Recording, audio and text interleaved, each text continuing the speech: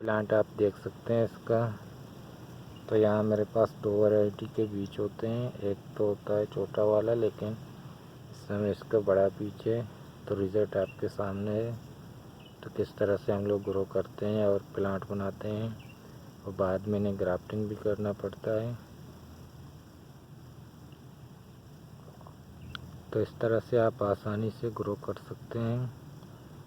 तो देख सकते हैं इसका प्लांट आप बनाना चाहें तो ये देख सकते हैं। तो बीज को इस तरह से ग्रो करें आसानी से।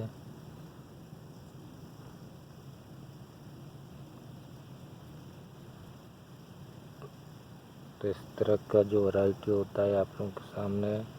तो देख सकते हैं, मैंने इसे कट करके आप लोगों को दिखाने के लिए। प्लांट आप देख सकते हैं, काफ़ी हेल्दी प्लांट हैं और ये आसानी से लग जाते हैं।